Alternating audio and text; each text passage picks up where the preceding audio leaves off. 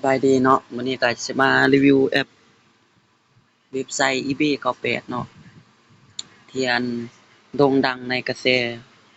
การลงทุนในตอนนี้เนาะ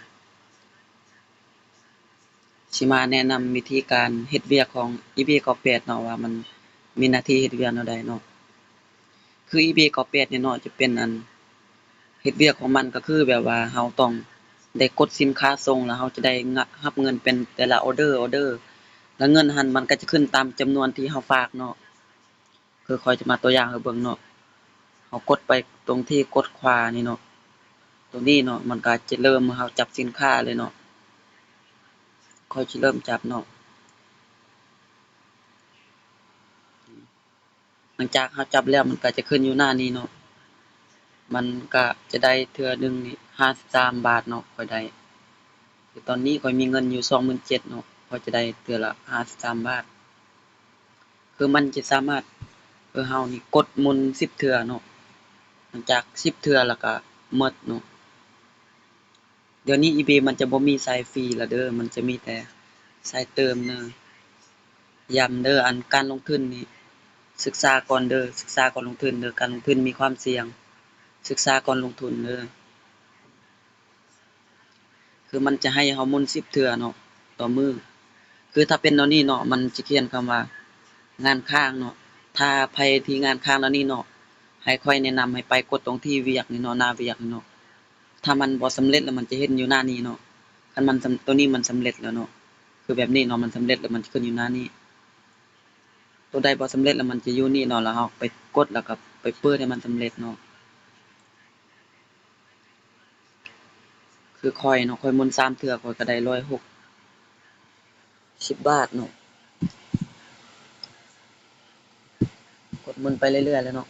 จนฮอดครบกำหนดที่มันให้เราหมุนเลยเนาะ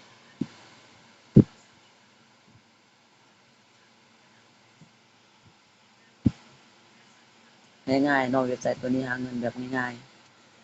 ๆแต่ย้ำการลงทุนนี่มันมีความเสี่ยงศึกษาก่อนลงทุนเนาะ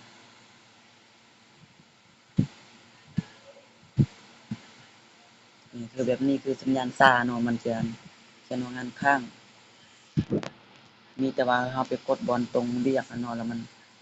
ขึ้นตัวมันบ่สำเร็จ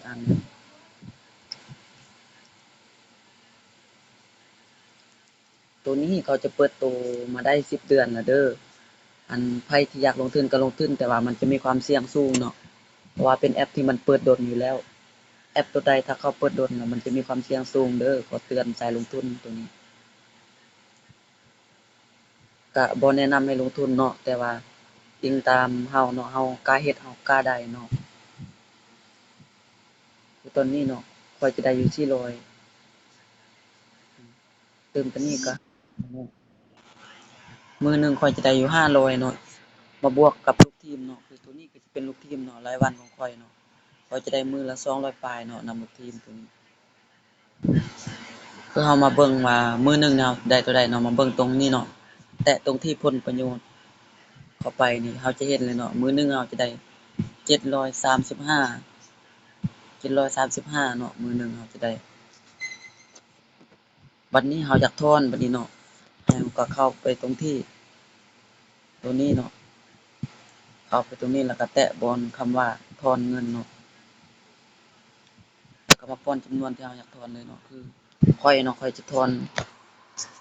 3,000เนาะข้อยก็เขียนว่า3,000เลยเนาะ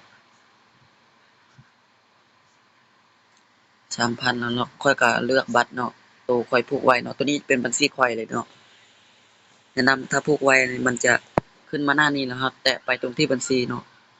แล้วก็กดออกบัดนี้นะมันจะให้เราป้อนรหัสเนาะบัดนี้เนาะ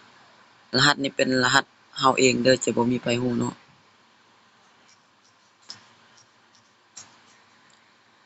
จากนั้นก็กดถอนเลยเนาะนี่มันก็จะมาสู่ในหน้านี้เนาะเขาจะบอกว่าการถอนเงินดำเนินการตรวจสอบมีแต่ว่าถ้ามื้ออื่นบ่เนาะเงินจะเข้าประมาณ12โมงเนาะเงินจะเข้า12โมง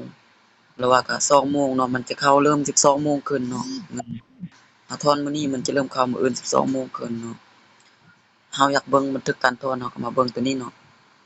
บันทึกการถอนคือมื้อนี้เนาะข้อยได้เฮ็ดการถอนเงินอยู่ที่ 3,000 บาทเนาะ